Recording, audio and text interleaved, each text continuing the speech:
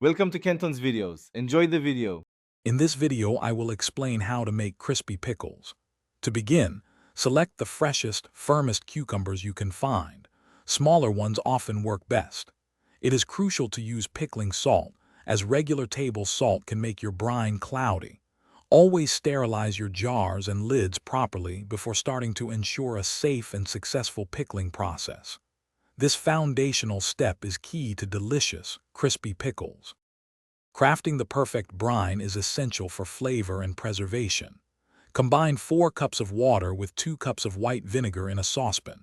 Stir in 2 tablespoons of pickling salt until fully dissolved. For a balanced taste, add 1 tablespoon of sugar. Finally, infuse your brine with aromatic flavorings such as fresh dill, peeled garlic cloves, and a teaspoon of mustard seeds. Now, let's pack those jars for maximum crispness.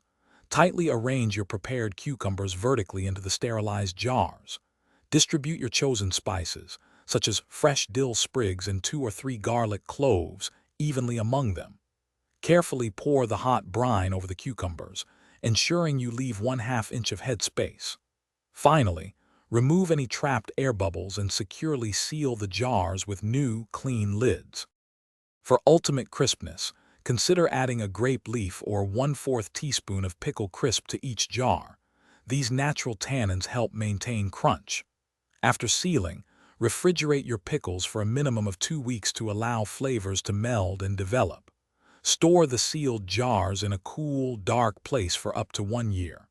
Now, enjoy your homemade, delightfully crunchy pickles. Thanks for watching. Consider subscribing if we helped you.